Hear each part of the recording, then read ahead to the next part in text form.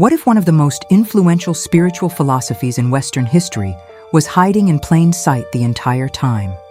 Not as a religion, not as a secret order, and not even as a system most people could name. Yet it quietly shaped pagan theology, Christian mysticism, Hermetic thought, Renaissance magic, and even the way modern initiates imagine the ascent of the soul. That is the strange thing about Neoplatonism.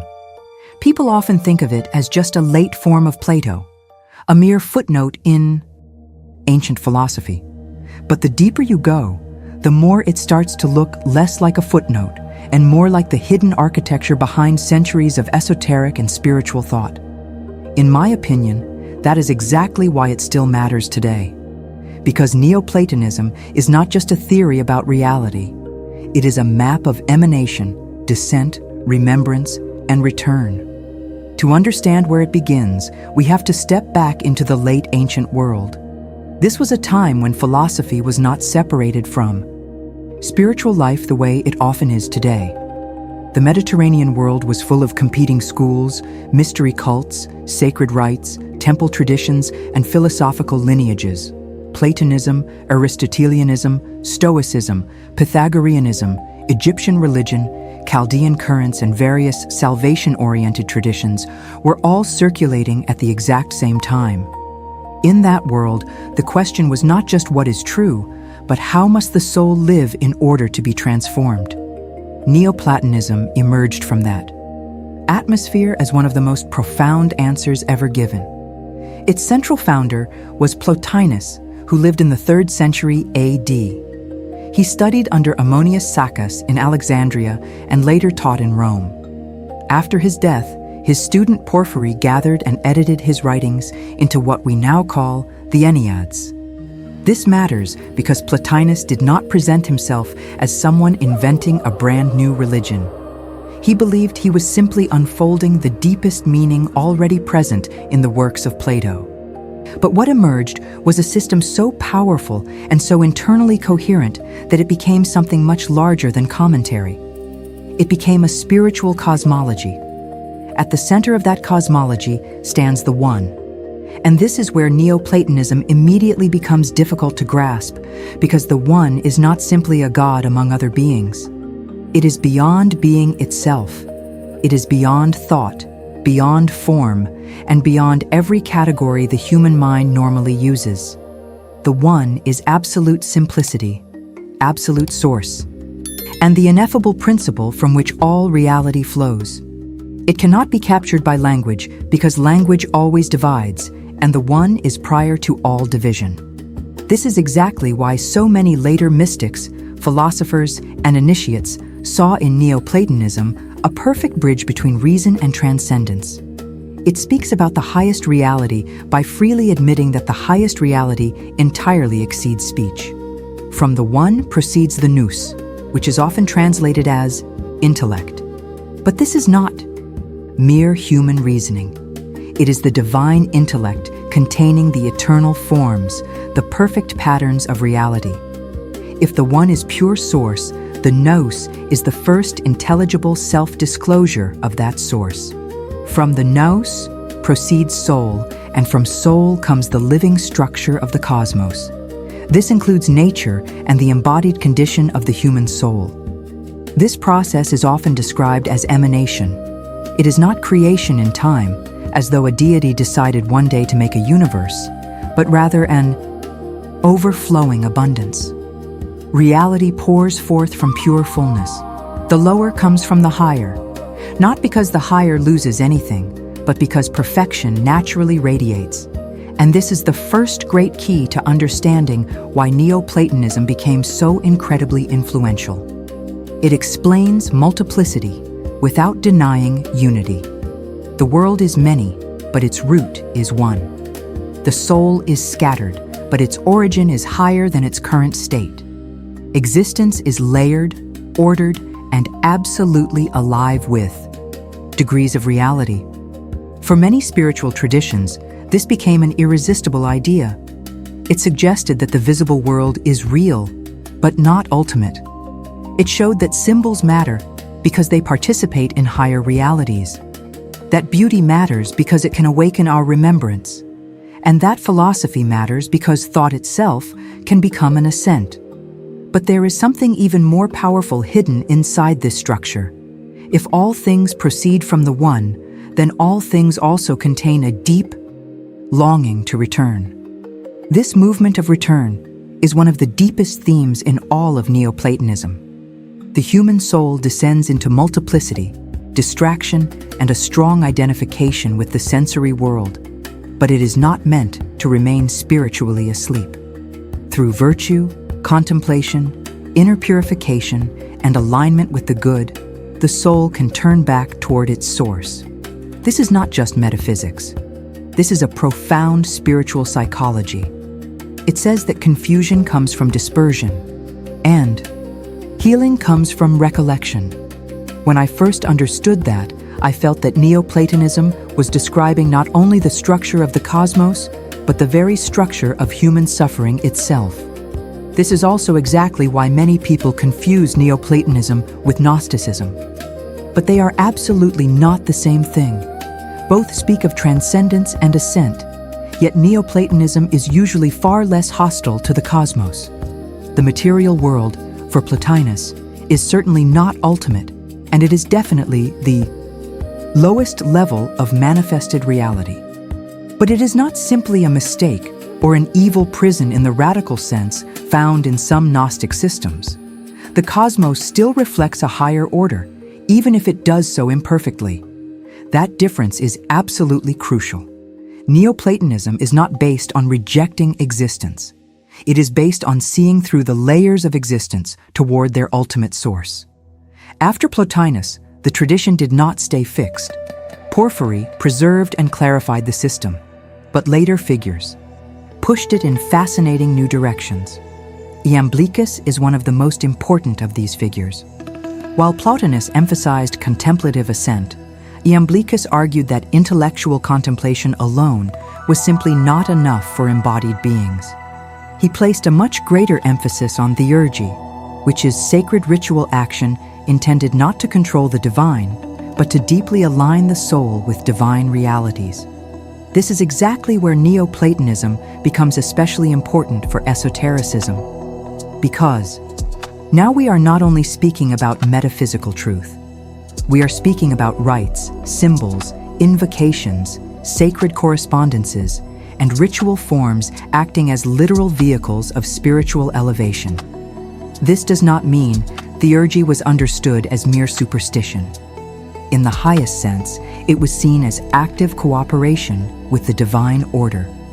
The ritual object, the sacred image, the hymn, the mathematical harmony, and the consecrated space could all serve as spiritual bridges. For initiates in later traditions, this became a truly foundational idea. It taught that the visible can mediate the invisible, and that properly ordered action can actually help awaken what the soul has forgotten. Even today, experienced practitioners influenced by Hermetic, ceremonial, or initiatic paths often work with Neoplatonic assumptions without always naming them. Whenever they speak of ascending through levels of consciousness, aligning with archetypal realities, purifying the lower self, or using symbols as a ladder rather than mere decoration, they are actively operating in a landscape that Neoplatonism helped to define. And if this is making sense to you so far, please leave a like on the video. Themes like this are not always easy to find explained in a way that stays deep without becoming inaccessible. Later still, Proclus developed one of the most elaborate Neoplatonic systems of all. He expanded the hierarchy of divine principles and refined the metaphysical architecture with incredible precision. By this stage, Neoplatonism had become not just a philosophy, but an entire sacred worldview. And this is exactly where its relationship to paganism becomes especially clear. For many late pagan thinkers, the gods were not merely mythic characters in poetic stories. They were real divine intelligences, powers, or principles actively participating in the unfolding of reality at different levels. Myth, then, was not just fiction. It was a form of symbolic theology. It encoded deep truths about the soul, the cosmos, divine procession, and the ultimate return. This is one massive reason why Neoplatonism was so important in the philosophical defense of traditional pagan religion in late antiquity. It offered a beautiful way to understand the gods philosophically without reducing them to mere metaphors.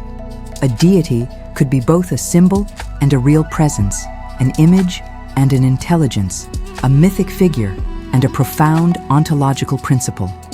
For a modern audience, that may sound a bit strange. But for many initiatic minds, this is actually a far more sophisticated religious vision than strict literalism on one side or total dismissal on the other. So I want to ask you something down in the comments. Do you see the ancient gods mainly as symbolic forces, as real intelligences, or somehow both at once?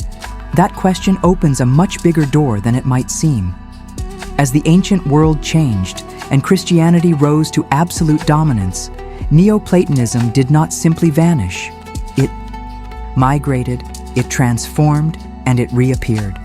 Christian thinkers absorbed key parts of its language, especially when they were trying to express divine transcendence, the ascent of the soul, and the layered nature of reality. Augustine was heavily influenced by Platonizing thought. Pseudo-Dionysius used profoundly Neoplatonic patterns in his mystical theology. Later, Christian mystics would continue to echo themes of inward ascent, divine darkness, and the return to the source. At the exact same time, elements of Neoplatonic thought also moved through Islamic and Jewish philosophical worlds in a variety of different forms. So even when the outer religious framework changed, the inner metaphysical grammar very often remained the exact same. Then came the Renaissance, where brilliant figures like Marsilio Ficino and Pico della Mirandola helped revive Platonic and Neoplatonic thought in ways that deeply and permanently influenced Western esotericism. Here, the chain of connection becomes even more visible. Neoplatonism directly fed into Renaissance Hermeticism, Christian Kabbalistic speculation, sacred cosmology, and the philosophy of correspondences. The universe was seen not as dead matter, but as a living hierarchy in which the human being stood right between worlds. We were seen as uniquely capable of either descent into confusion or ascent into brilliant illumination. That core idea would echo forward through Rosicrucian streams, occult philosophy, ceremonial traditions, and, later, esoteric fraternities.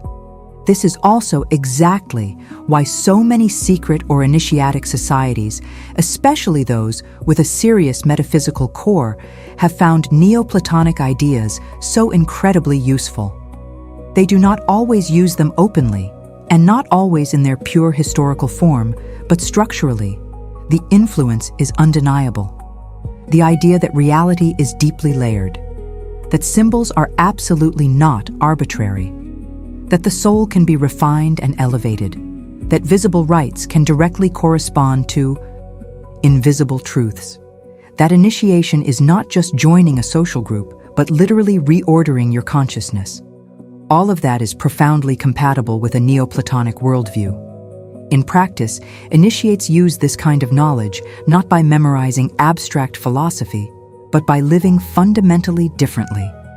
They cultivate intense interior discipline. They learn to read symbols vertically instead of just superficially. They seek unity beneath the surface fragmentation. They stop treating ritual as mere theater and begin treating it as a literal technology of recollection. And maybe that is exactly where Neoplatonism becomes unexpectedly modern.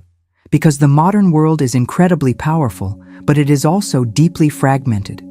It actively trains people to analyze surfaces while entirely forgetting about depths.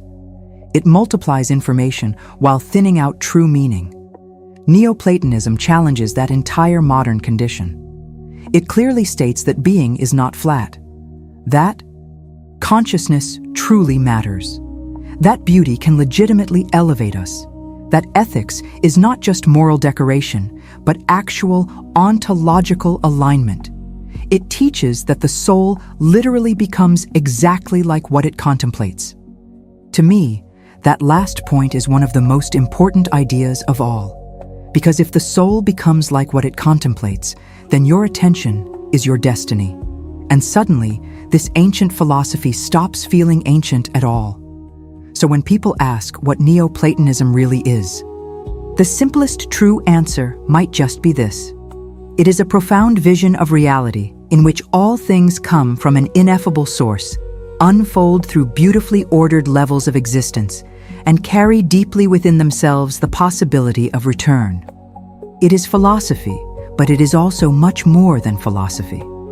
It is metaphysics, theology, psychology, and spiritual method all woven seamlessly into one. It helped pagans reinterpret their gods. It helped mystics articulate transcendence. It helped esotericists build massive symbolic systems, and it has helped countless seekers understand the strange, beautiful homesickness of the human soul. And now, we finally come back to the question from the very beginning. How could something so seemingly abstract shape so many different traditions across so many centuries? Because Neoplatonism gave a voice and a language to an experience that human beings simply keep rediscovering. It perfectly captures the sense that we are cut off from something higher, that the world is full of hints and traces of a much deeper order, and that true awakening is not about acquiring something foreign, but simply remembering what we already come from. That is exactly why it never fully disappeared. It was always too deep to remain trapped in just one school, one single religion, or one specific era. If this kind of content speaks to you, please subscribe to the channel, share this video with someone who thinks philosophy and spirituality have nothing to do with each other, and keep watching through the playlist currently on screen. Because the next video will take you even deeper into the symbols, the currents, and the hidden ideas that still shape the esoteric imagination today.